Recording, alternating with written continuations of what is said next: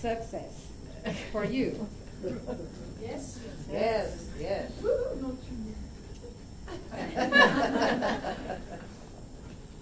I will let you know what success means for me in my own terms. I was born in a city in Brazil called Beautiful Horizon. What an idyllic name, isn't it? My life, though, was not that idyllic. I have been born out of a wedlock in a time that in Brazil we didn't even have divorce. And this in one of the most traditional areas of the country. The status of an illegitimate child was not exactly an advantage for me. Growing up with my single mother, I started working when I was 14. My first success in life have been in school. I was 11 years old. I became the class representative. For the first time in my life, I stepped out to the light line. And I was not only speaking for myself, I was also speaking on behalf of many other people. What I didn't know at that time is that this would be the first out of many other positions later as a leader. I kept this leadership position through my whole school and university life in Brazil. After I graduated as a lawyer, I headed to Europe.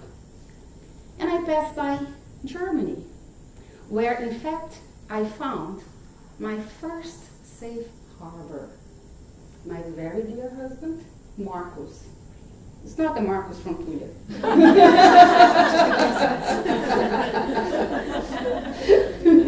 But it's quite cute too.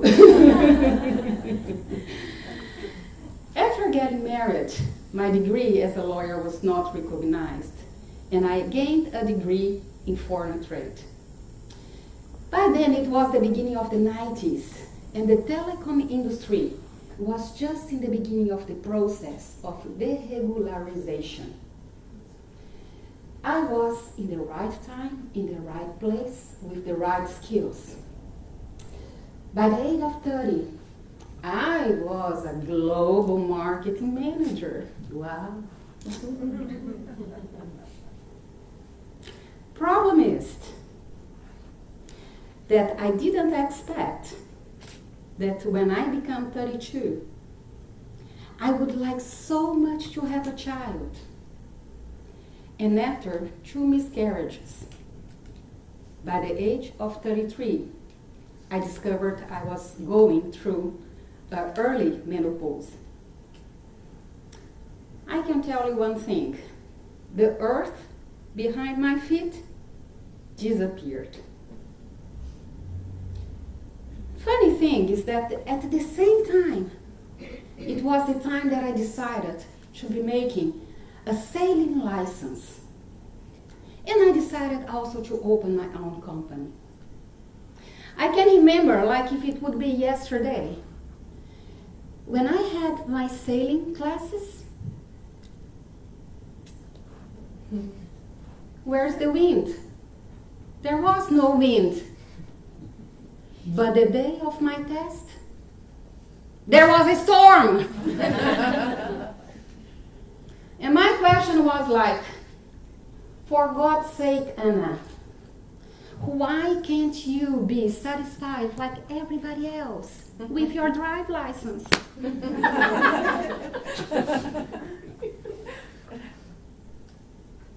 Every time I find myself in stormy days underwater, I keep asking myself, why do you need to put yourself through such a challenging situations?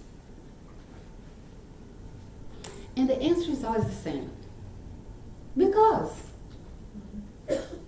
not, it would not be me.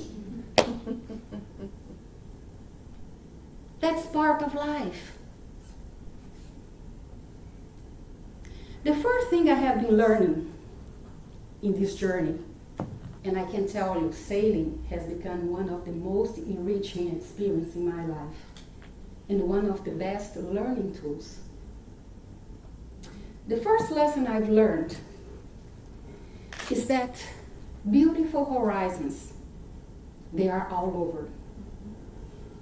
It's up to us to keep our eyes open, to see them, to contemplate them, to target them. Horizons and success, they both have a lot in common. They both are a line that serve as an orientation point for you taking your direction. However, the nearer you come to them, the farther they seem.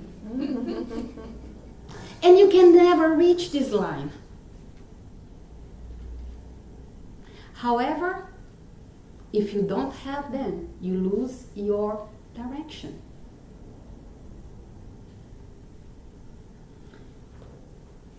Sailing is about the experience.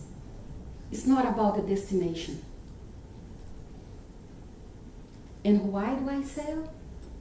Because I have been born as a sailor. As simple as that.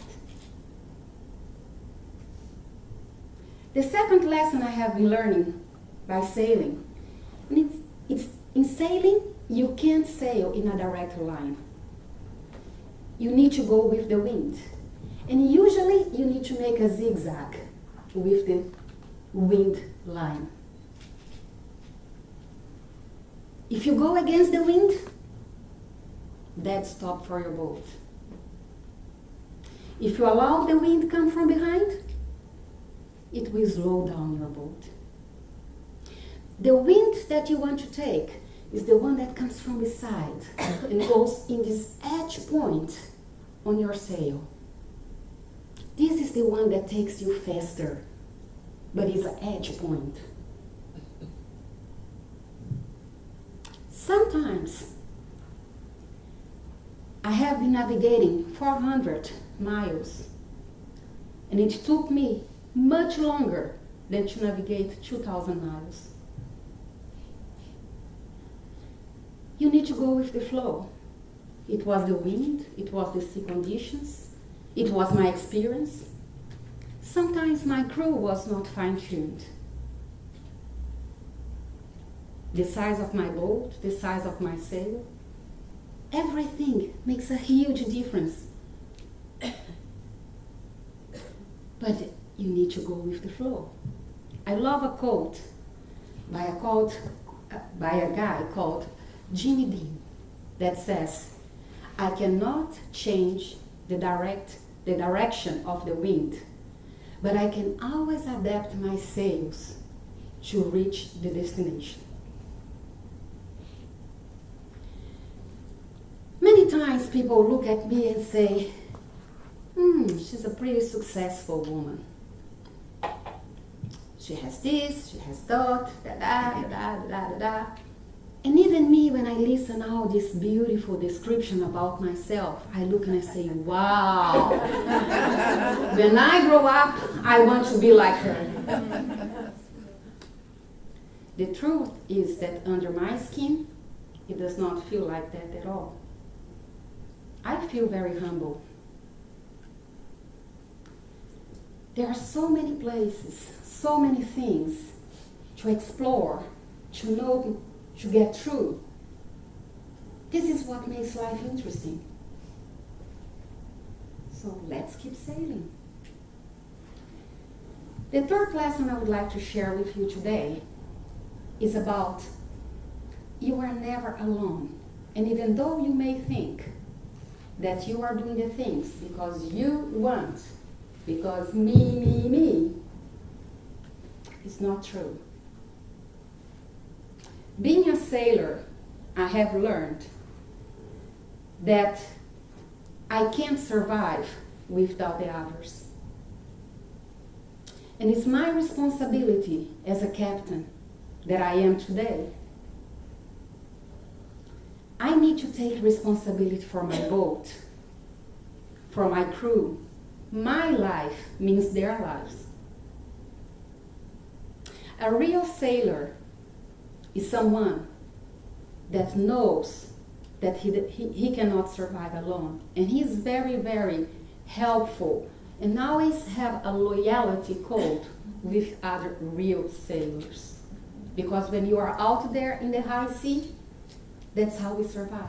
We need to count on each other.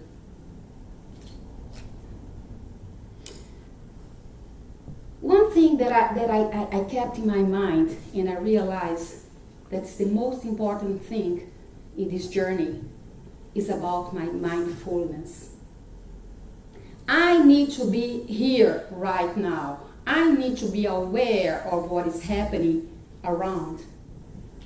Of course, before I leave the harbor, I took lessons to become a captain. I practiced. I have been checking the weather, on the ocean conditions. I have carefully chosen my crew. I have checked on my boat. But the truth is, if I am not here right now, the situation is changing the whole time. The only thing that I need and I can rely on to survive is my preservation instinct. It's very important that we are aware of who we have become. I'm not anymore this illegitimate girl from a weird family that was born in beautiful horizons in Brazil. Now I am the captain of my boat, of my life. I'm in charge of lives of my crew. I'm in charge of my boat. We need to keep updating our self-image. Because there is one thing that is very important. And I will quote today someone that's called Carly Fiorina. Carly Fiorina is an ex-CEO from HP. And she was CEO during a time of the biggest merge in the IT industry, when HP was merging with Compaq.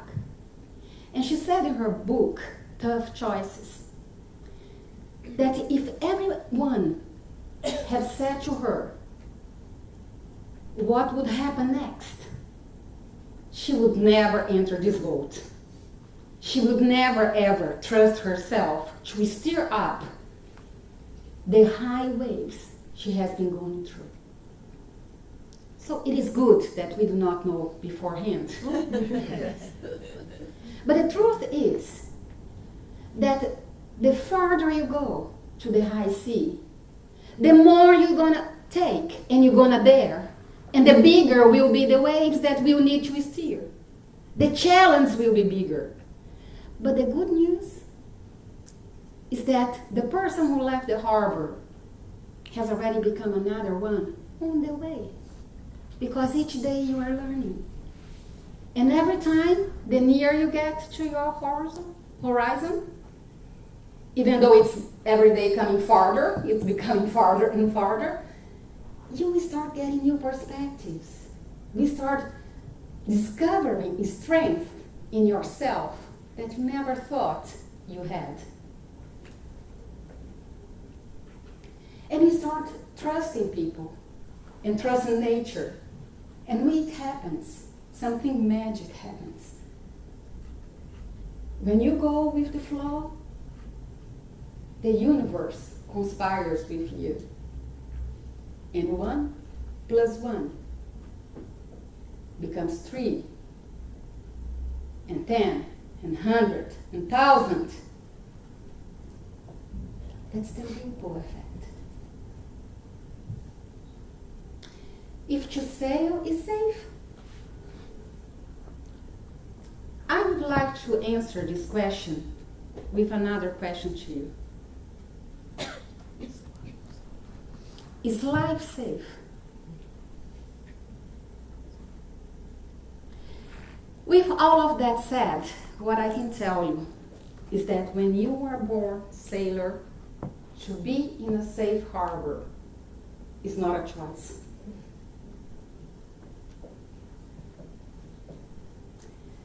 What I would like to invite you today is just to trust yourself. And I would like to ask you, would you like to sail?